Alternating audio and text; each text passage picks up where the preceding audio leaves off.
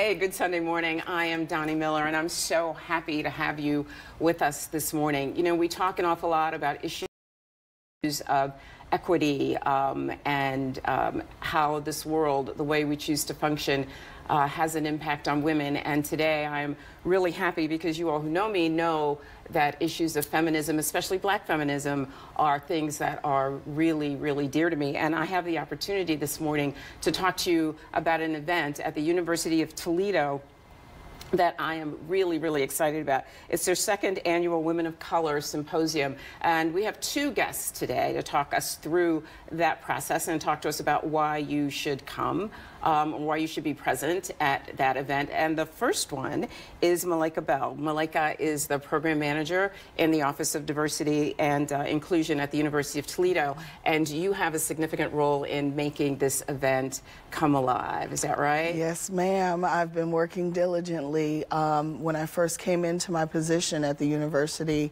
I came in just toward the end of the planning stages of the first event that we had for Women of Color Symposium, which was in 2018. So that had already been planned pretty much. When I took over this year, it was very important for me to have representation from international women as well, and not just Black and Latina women, which was our focus that first year. So this year I'm happy to say that we have been successful in adding international women to our list of women of color. Is there something that spurs this conversation on your campus? Well, I think initially it started because we were finding that there were common themes of experiences of African American women and Latina women, and we were looking for a space where we could all get together and communicate about those experiences. That's wonderful in and of itself. It is. That's basically what happened that very first year. It was an opportunity for us to get together and talk about the experiences that we were having as women of color, and the outcome of that, based on the evaluations that we got, was that when many women were excited to hear that they weren't the only ones feeling the way that they were feeling or experiencing the things that they had experienced. Right. We don't ever get to a point where we can address these things aggressively and toward resolution unless we put them out front, unless we talk about these issues. Let me ask you, Malaika, is there a particular theme that ran through those conversations that women were experiencing? Is that clear question? Yes, it is. It is. I understand exactly what you're saying. One of the things that stood out to me was that many of the women were finding that they were asked to serve on certain committees, and our experience is that we were being asked to serve, but not necessarily was our voice heard, or did they want to hear our voice?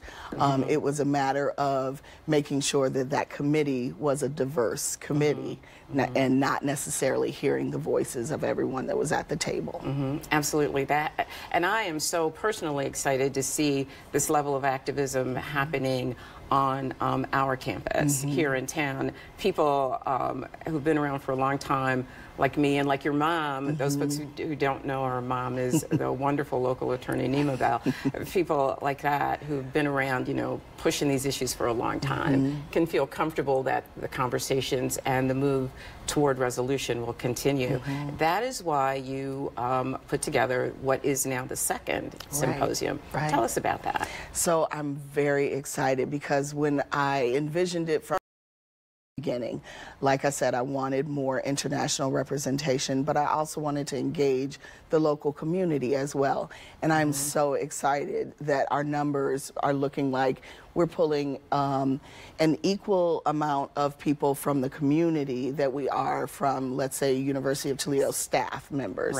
And so I'm really excited to have the community come on campus and feel like it is, in fact, their campus. It's the University of Toledo, and there should be a cohesion between our campus and the community. And you've actually, because of the response, you've done something with the registration. Yes. So initially, we were due to close registration for the Women of Color Symposium last night. Because we've had this opportunity to get the word out more to the community, we are going to extend registration up until the event, hopefully, but we're hoping that everyone will get registered by the end of day Sunday so that I can at least let my caterer know, because the event is free and open to all community members as well as University of Toledo faculty, staff, and students. But we need to know how many people are coming so we can make sure we can feed everyone. Feed everybody, right? And so for those of you who are watching, the event is actually tomorrow. It's on Monday. But we'll talk to you a little bit more about that before we leave you today. Let's talk a little bit about your keynote speaker. Yes. Her name is Denise Froman. She is a poet. She's an activist. She's an educator and a performer. She's won many awards for her spoken word poetry. She comes from a background of Puerto Rican as well as Jewish. She speaks out on women's issues, on immigration issues, and I'm really excited to have her here. Yeah, she is somebody I think who really gets it right now. She's a strong voice right now. And what other things are happening? So it will be from 1 p.m. until 7 p.m. We'll begin at 1:30, so we're asking for individuals to come at 1 so that they can check in and get seated and comfortable. It'll be in the Student Union. And my hope is that people will be able to stay for the entire day. However, people are welcome to come and then leave, or just come for the keynote portion. We will have 3 breakout sessions, a total of 11 sessions. Those will be led by UT faculty, UT staff, as well as some UT students, which I'm also excited about. And we're actually talking to one in the next segment. Yes, Inma, and I'm really looking forward. I'm hoping I can pop in and at least hear most of her presentation. So we'll have the breakout sessions, and then we'll have dinner and our keynote speaker. And then afterward, we'll have cookies and cocoa at the Eberly Center for Women on campus. So is there a way for, so I'm assuming that this activism, the activism that spurred this conference is something that you hope to see go on and on. Oh, of course. I mean, we need to, I say this all the time, we need to talk out loud about diversity and inclusion. And the diversity piece, that's the easy part. That's checking that box. Yes, we've got people from lots of different backgrounds, but that inclusive piece is the important part. And that's the piece that these conversations that we'll be having at the symposium will assist with. It's an opportunity for us not only to understand that we have shared experiences, but then how do we move beyond those experiences? How can we then, in our own spheres, work toward inclusivity and not just being allowed into the room, but feeling like you're welcome into the space. Absolutely. And I think one of the things we've done in this discussion about diversity and inclusion is to assume that those words are just those words, that diversity means, do you have somebody black, do you have somebody white, and it's so much more than that. It means, are you actively engaging with those folks? Are you listening? Are you hearing what they have to say? Absolutely. More so than listening, are you hearing what they have to say? Is there a body on campus that somebody in the community could connect with if they wanted to be involved in planning these events moving forward, or becoming involved in bigger discussions? Well, I am in a role in the Office of Diversity and Inclusion, and people could certainly reach out to me. Actually, that may be the best way, because then I can tug on Dr. Willie McKether, the Vice President of our office, and make sure that he is able to actually hear what the community members have to say. But it would be wonderful if we had some community on the the committee for planning next year's event. We've already got the 2020 event planned. It will be held at UTMC's Radisson on March 20th of 2020. So, and there will be a little note to remind people, because I would love to have community engaged in that planning as well. Yeah. So what's the importance of this to the way the university functions? Okay, don't get in trouble here.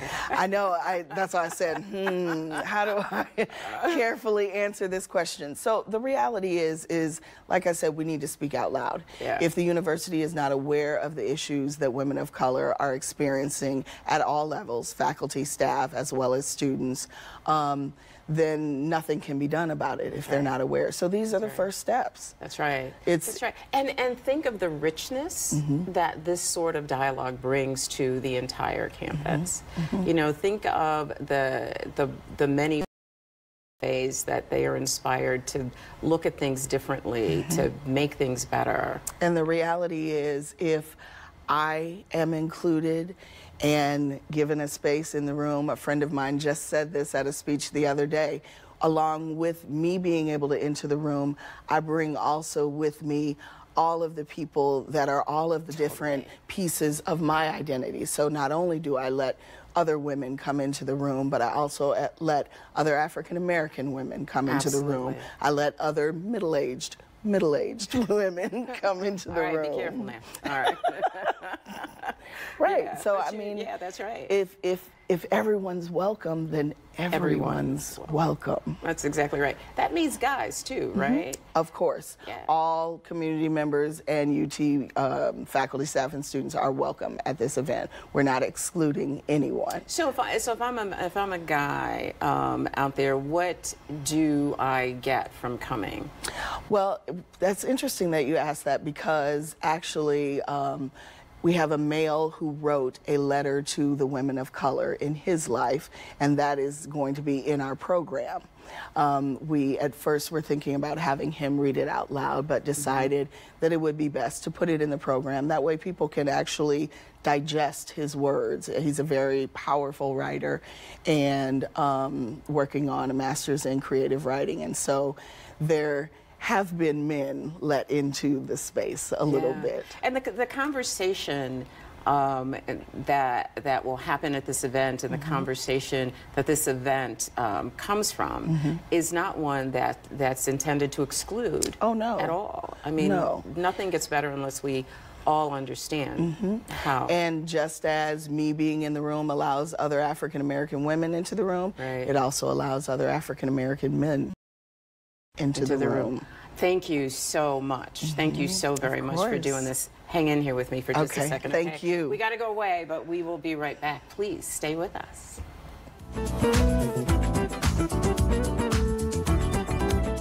Welcome back. One of the most anticipated workshops at the symposium that we've been talking to you about this morning is entitled Rereading Hip Hop for Liberation, Queerness, Women of Color Feminism, and the Aesthetics of Marginalization. I can never say that word. Presenting that workshop is the amazing Inma Zanogera. Now, okay, no, I know I screwed it up, and you have got to pronounce it correctly for the audience. Well, my name is Inma Zanogera, and you said it just See, that's fine. why I got it wrong. No, it sounded wonderful.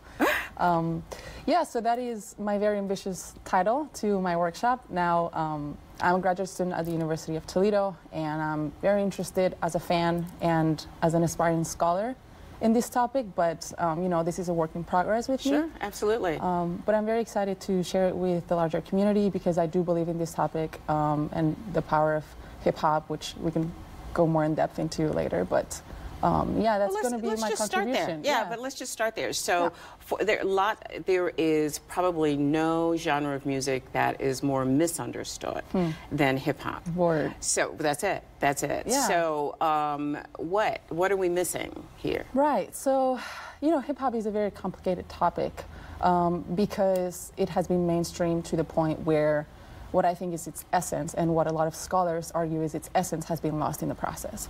So that is, for one, too bad, and for two, it deserves our attention. As people of and of marginalized communities, I think we have a lot to gain from you know, putting our voices into hip hop rather than allowing the mainstream and, you know, corporations and record labels to tell those stories for us. What happens when we do that? When we allow them to take over? No, when we put our voices in there. Right. So it happens that we don't make it to the radio, unfortunately, but we're working to change that. But I think, you know, there just is so much potential in hip-hop as a popular genre to express, you know, who we are, the stories that have brought us here, and the stories that we are embodying. So, yeah, we can talk a little bit more about, like, what exactly hip-hop has that can offer that. But it's, you know, it's a larger conversation, and that's what my workshop is going to be about. Yeah, so. Yeah, and you promised that you would come back so we could talk about this this fabulous topic. Way too big to talk about today, but let me just ask you this. One of the things that I think gets in the way, from my perspective anyway, that gets in the way of having a full appreciation of hip hop as something, as a vehicle that contributes to the community, that contributes to the understanding of the community relative to those folks are presenting, is perhaps the rawness of it. Perhaps, you know, I have to say this, when I was growing up, if you called a woman a bitch, you were in for something unpleasant. This is a vehicle of music that almost asks us to embrace a theory or a perception of women that has not been considered a positive one throughout time. And there's a lot of that kind of thing in hip-hop. How do we get past that to get to... Yeah, again, so I do think that is true. Hip-hop as, you know, a popular genre leaves a lot of room for vernacular discourses to be introduced into it. That sometimes looks like language and narratives that we don't want to hear. Right. What's happened, though, and what's unfortunate, is that those narratives have been capitalized on. And so now we have more, you know, stories about thugs and pimps and, you know, other, you know, overly exaggerated, you know, representations of a community that's much broader than that. But unfortunately, you know, the stories that we hear in hip hop have been narrowed to these very specific. That's a great point. And detrimental, right? So what do we do about that? That exists, right? Like, we can't.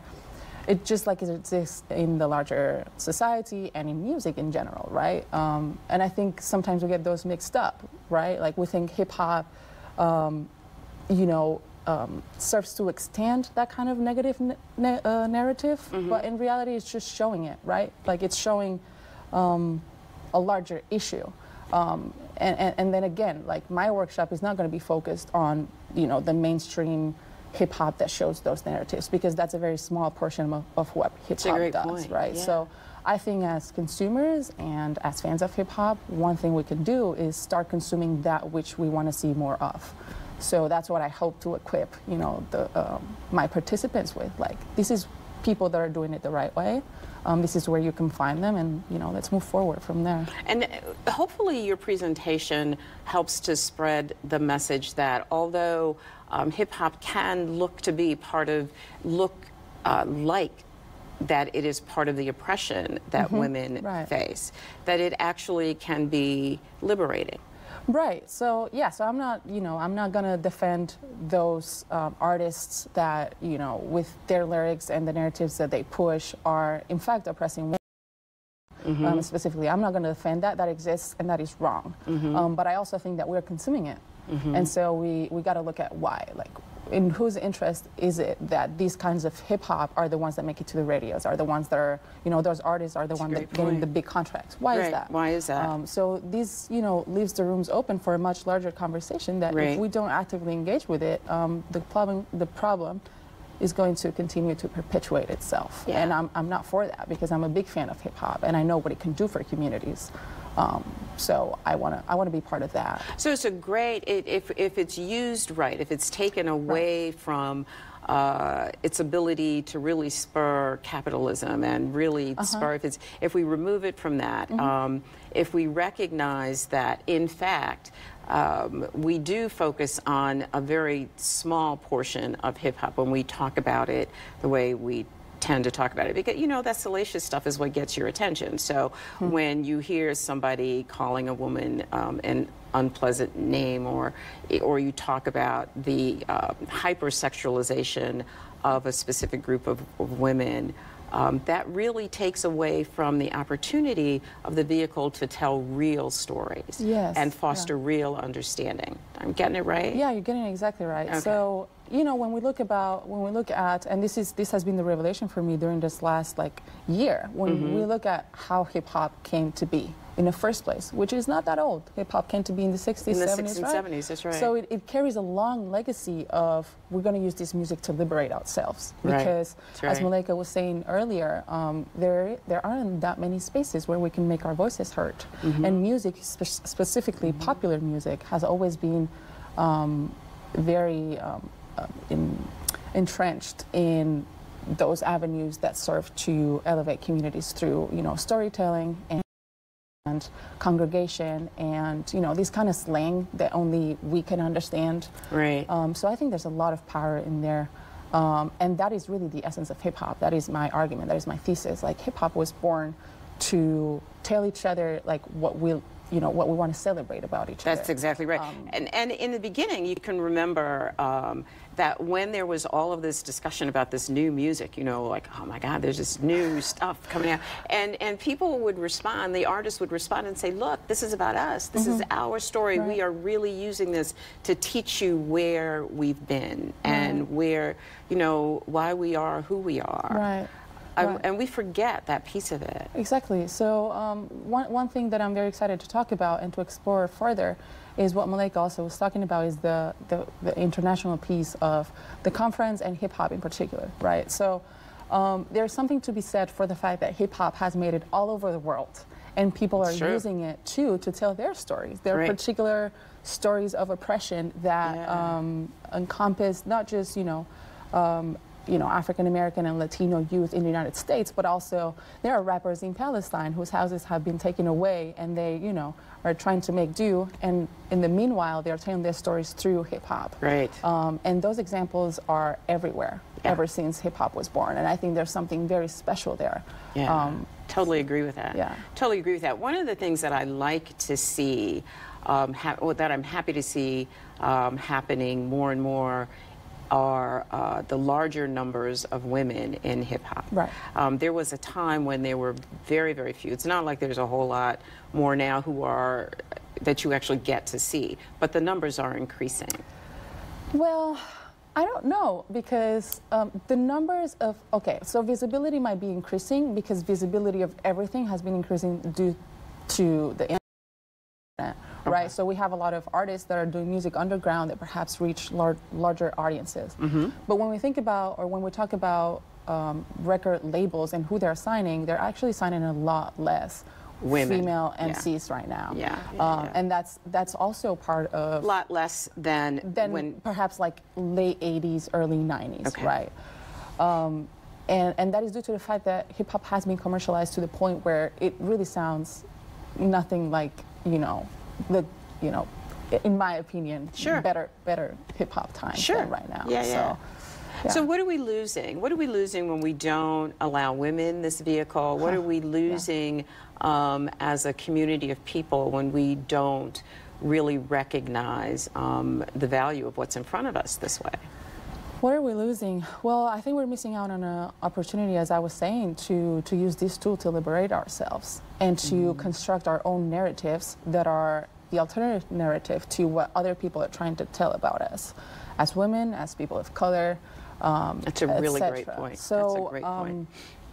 Yeah, perhaps hip hop has something different from other genres of music, as in it allows for a much larger landscape of rhetoric devices and poetic devices to express perhaps ourselves in different ways, right? As well as, DJing and experimenting with sound. That there's a lot of potential, I think, in that everybody understands. Right. So this is why you have to come back, because we are out of time. Yeah, Do you believe sure. this? We are out of time. So, but I would say to everybody out there, you need to understand this particular topic, and to do that, you need to come to this particular workshop. We can't hurt ourselves by expanding our opportunities to understand each other. We need to go away for just a second, but we'll be right back. Please stay with us.